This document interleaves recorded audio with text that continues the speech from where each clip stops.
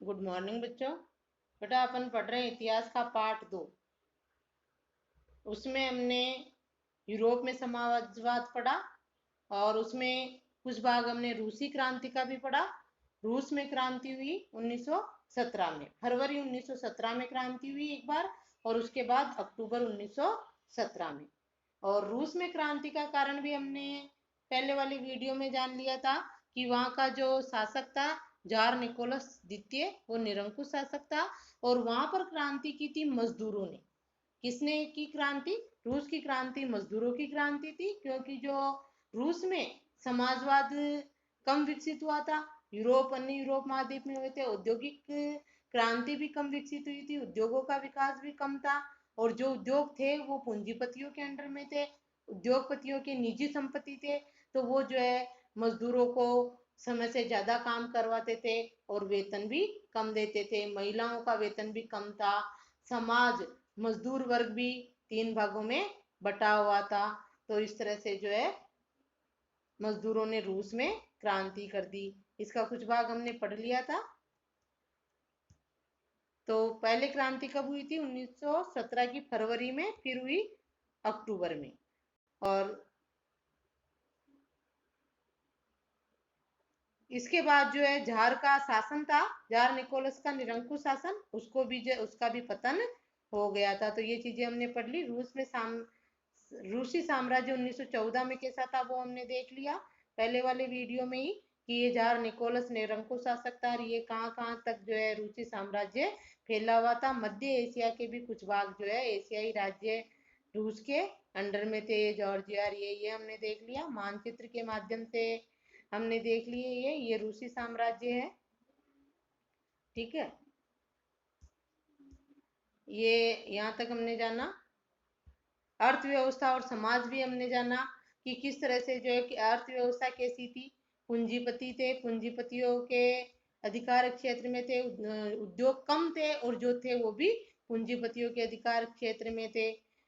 सरकार को जो है उद्योगपति पर नियंत्रण के लिए जो है सरकारी विभाग था, लेकिन सरकारी विभाग भी के फैक्ट्री के इंस्पेक्टर भी जो है नियमों के उल्लंघन को रोकने में, नियमों के उल्लंघन कौन करते थे? उद्योगपति। उनको रोकने में कामयाब नहीं हुए।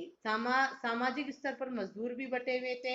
योग्यता प्राप्त मजदूर या कौशल प्राप्त, प्रशिक्षण प्राप्त मजदूर, फिर उनसे निम्न स्तर के मजदूर जिनको थोड़ा बहुत कौशल था, और फिर बिल्कुल थर्ड स्तर के मजदूर जिनको जो है सिर्फ सामान इधर उधर पटकना, तगारियां ढोना ही आता था।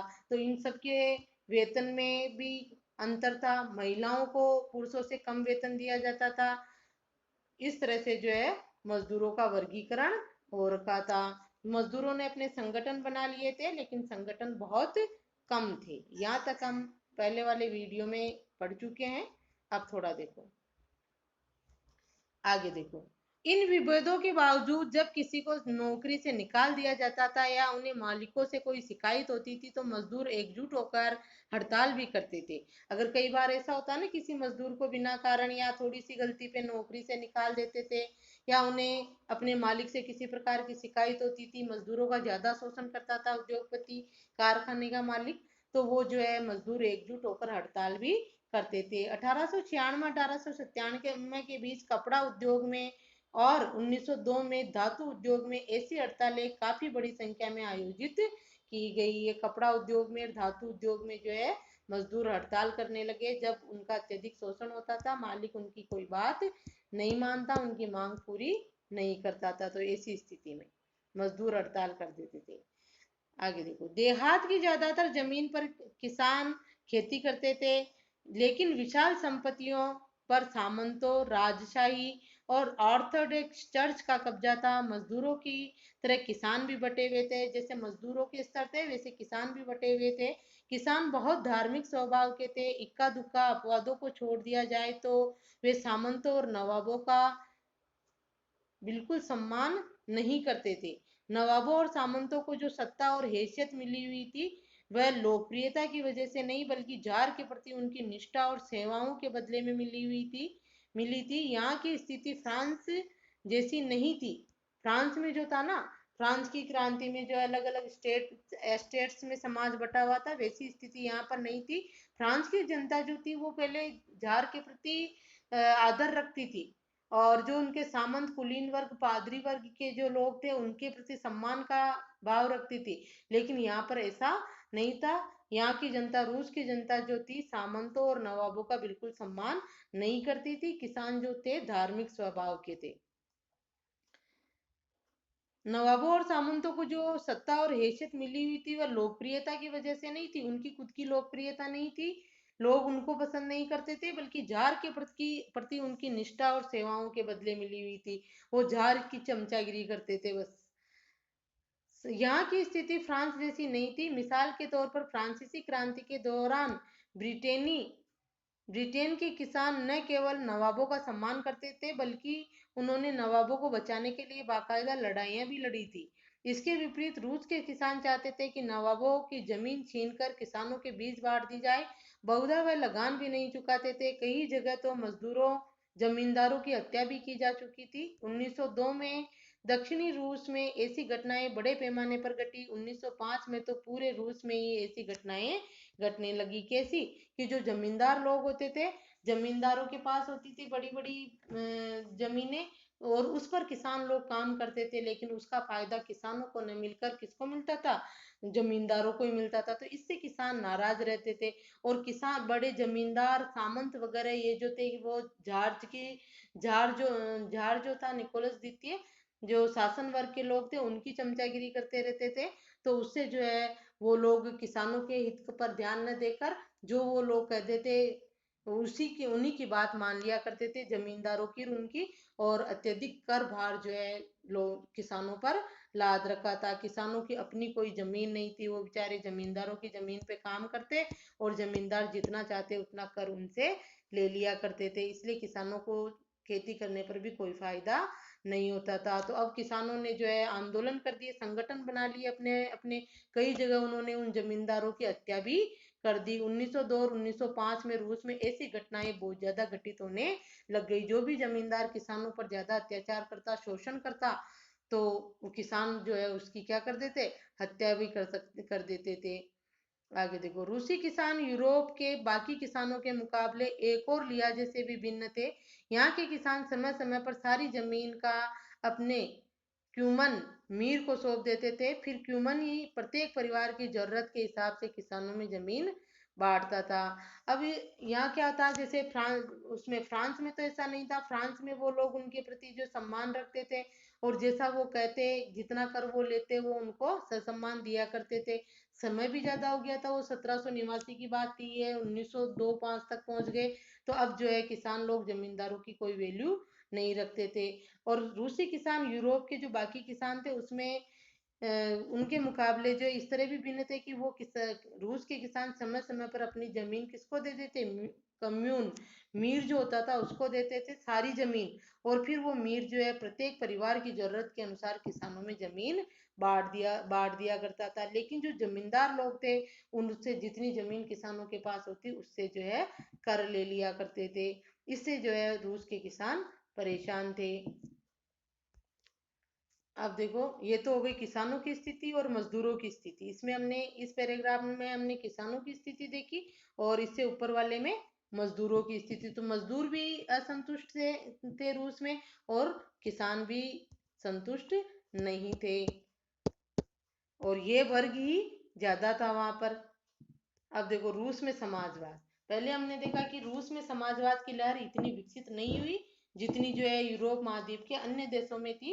अब क्या होता है, देखो 1914 से पहले की स्थिति हमने पढ़ ली। अब देखो, 1914 से पहले रूस में सभी राजनीतिक पार्टियां गैर कानूनी थी। मार्क्स कौन? वो कार्ल मार्क्स, जिसने पूंजीपतियों का विरोध किया था। मार्क्स के विचारों को मानने वाले समाजवादियों ने 1898 में रशियन सोशल डेमोक्रेटिक, अंडरलाइन करो इस पे, 1898 में Russian social democratic works party, रूसी सामाजिक लोकतांत्रिक श्रमिक पार्टी, ये हिंदी में नाम और ये इंग्लिश में नाम है। तो आपसे प्रश्न पूछा जा सकता है, छोटा प्रश्न बनेगा कि Russian social democratic works party की स्थापना कब हुई? 1898 में। और किसने की? ये समाजवादियों ने।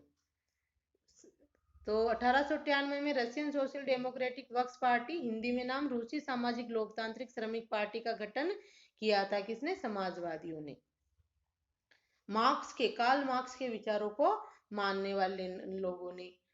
सरकारी आतंक के कारण इस पार्टी को गैर कानूनी संगठन के रूप में काम करना पड़ता था। सरकारी आतंक यानी सरकार इस पर नियंत्रण रखती थी। सरकार किनकी थी? उनकी। उदारवादी रेडिकल और जो थे रूढ़िवादी, उनकी। समाजवादियों की सरकार तो बन ही नहीं पाई थी, हमने पढ़ा था पहले। तो देखो, सरकारी आतंक के कारण इस पार्टी को गैरकानूनी संगठन के रूप में काम करना पड़ता था। इस पार्टी का एक अखबार निकलता था, उसने मजदूरों को संगठित किया और हड़ताल आदि कार्यक्रम आयोजित किए। कौन सी पार्टी का अखबार निकलता था? इसका Russian social democratic works party का, जो मजदूरों को, किसानों को, इनको संगठित कर अपने अधिकारों की मांग के लिए प्रेरित करता था। आगे देखो, कुछ रूसी समाजवादियों को लगता था कि रूसी किसान जिस तरह समय समय पर जमीन बांटते हैं, उसे पता चलता है कि वे स्वाभाविक रूप से समाजवादी भावना वाले लोग हैं। इसी आधार पर उनका मानना था कि रूस में मजदूर नहीं बल्कि किसान ही क्रांति के मुख्य शक्ति बनेंगे।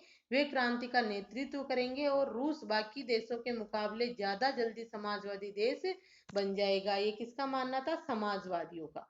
जो पूरे यूरोप में समाजवादी लहर ला रहे थे ना, उनका। तो रूस के लिए वो ये मानते थे, समाजवादी नेता। वे क्रांति का नेतृत्व करेंगे और रूस बाकी देशों के मुकाबले ज्यादा जल्दी समाजवादी देश बन जाएगा। ये समाजवादियों का मानना था। और समाजवादियों का विचार था कि रूस में क्रांति कौन करेंगे? किसान। 19वीं सदी के आखिर में रूस के ग्रामीण इलाकों में समाजवादी काफी सक्रिय थे। सन 1900 में उन्होंने सोशलिस्ट रेवोल्यूशन पार्टी, अंडरलाइन कर लो इस पे, 1900 में। पहले जो वो बनाई कब? 1898 में बनाई थी। ये 1900 में उन्होंने सोशलिस्ट रेवोल्यूशन पार्टी, समाजवादी क्रांतिकारी पार्टी का गठन कर लिया था। किसने? समाजवादियों ने। इस पार्टी ने किसानों के अधिकारों के लिए संघर्ष किया और मांग की कि सामंतों के कब्जे वाली जमीन फौरन किसानों को सौंपी जाए। किसानों के सवाल पर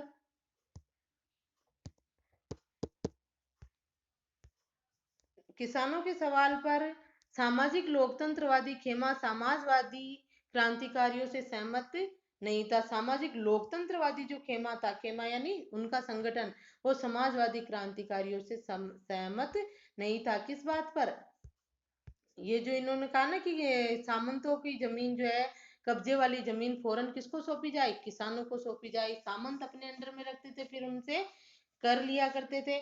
तो इन्होंने समाजवादी पार्टी जो बनी है, सोशल रेवोल्यूशन पार्टी, समाजवादी क्रांतिकारी पार्टी का गठन किया था समाजवादियों ने। और इस पार्टी ने किसानों के अधिकारों के लिए संघर्ष किया। किसानों के अधिकारों के लिए संघर्ष 1919 में बनी सोशलिस्ट रेवोल्यूशन पार्टी ने जो है किसानों के अधिकारों के लिए संघर्ष किया और मांग की कि सामंतों के अधिकार वाली जितनी भी जमीन है वो किसको सौंपी जाए? किसानों को। किसानों के सवाल पर ये कहा ना समाजवादियों ने, सोशलिस्ट और रिवोल्यूशन पार्टी ने। तो इसमें सामाजिक लोकतंत्रवादी जो थे, जो खेमा था, वो समाजवादी क्रांतिकारियों से सहमत नहीं था। लेनिन, अंडरलाइन करो, ये लेनिन। लेनिन का मानना था कि किसानों में एकजुटता नहीं है, वे बटे हुए हैं। कुछ किसान गरीब थे तो कुछ अमीर थे, कुछ मजदूरी करते थे तो कुछ पूंजीपति थे जो नौकरों से खेती करवाते थे। इन आपसी विभेदों के चलते वे सभी समाजवादी आंदोलन का हिस्सा नहीं हो सकते। ये किसका मानना था? लेनिन का। लेनिन का मानना था। लेनिन भी एक राजनीतिक विचारक था रूस का। तो और समाजवादी लोकतंत्र का नेता था। उसका ये मानना था कि हमने ऊपर पढ़ा था, जैसे मजदूरों के अलग अलग वर्ग थे, वैसे किसानों के भी अलग अलग वर्ग थे। तो लेनिन का मानना था कि किसानों में एकजुटता नहीं है, अलग अलग किसान है। जैसे कुछ किसान बहुत गरीब है, उनके पास अपनी भूमि बिल्कुल भी नहीं है, वो अमीर अमीर किसानों की भूमि पर काम करते हैं या सामंतों की भूमि पर करते हैं। कुछ किसान अमीर है, कुछ मजदूरी करते हैं। और कुछ पूंजीपति भी है किसान, जो जिनके यहाँ पर जो है नौकर काम करते हैं खेती में। इस तरह अलग अलग किसान है, इसलिए सबको जो है एक आंदोलन का हिस्सा नहीं बना सकते हम। इन आपसी विभेदों के चलते हुए सभी समाजवादी आंदोलन का हिस्सा नहीं हो सकते। यानी सभी किसानों को सामंतों से लेकर बराबर जमीन नहीं दी जा सकती। ये किसका मानना था? लेनिन का। संगठन रणनीति के सवाल पर पार्टी में गहरे सांगठनिक रणनीति के सवाल पर पार्टी में गहरे मतभेद थे। व्लादिमीर लेनिन, अंडरलाइन करो इस पे, लेनिन ऊपर भी आया था ना, व्लादिमीर लेनिन बोल्शेविक खेमे का मुखिया था। बोल्शेविक क्रांति का जो है इसी ने नेतृत्व किया था। व्लादिमीर लेनिन जो था बोल्शेविक खेमे का मुखिया था। प्रश्न भी पूछा जा सकता है आपसे, व्लादिमीर लेनिन कौन था, तो आप ये लिखोगे इसका उत्तर कि व्लादिमीर लेनिन बोल्शेविक खेमे का मुखिया था। सोचते थे कि जार यानी राजा शासित रूस जैसे दमनकारी समाज में पार्टी अत्यंत अनुशासित होनी चाहिए और अपने सदस्यों की संख्या व स्तर पर उसका पूरा नियंत्रण होना चाहिए। दूसरा खेमा था मेंशविक। ठीक है, दो तरह के संगठन बन गए थे रूस में, एक तो कौन सा था, बोल्शेविक, और दूसरा कौन सा था, मेंशविक। का मानना था कि पार्टी की में सभी को सदस्यता दी जानी चाहिए, ये मानते थे। ये जो रेवोल्यूशन पार्टी बनी ना, उसमें मेंशविक का मानता था कि पार्टी में सभी को सदस्यता दी जानी चाहिए, और बोल्शेविक जो व्लादिमीर लेनिन था उसका मुखिया, उसका नेता, वो मानता था कि जार शासित रूस जैसे दमनकारी समाज में पार्टी अत्यंत कैसी होनी चाहिए, अनुशासित होनी चाहिए, इसलिए सबको पार्टी की सदस्यता वो नहीं देना चाहता था। कौन, लेनिन।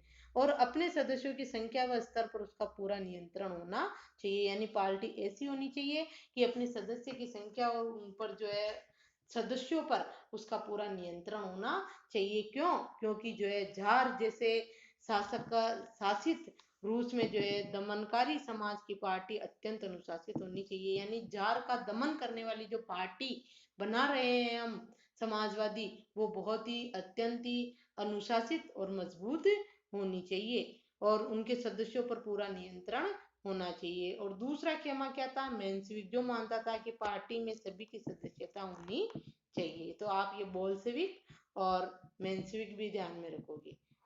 ठीक है, तो इस तरह से दो दल बन गए थे वहां पे।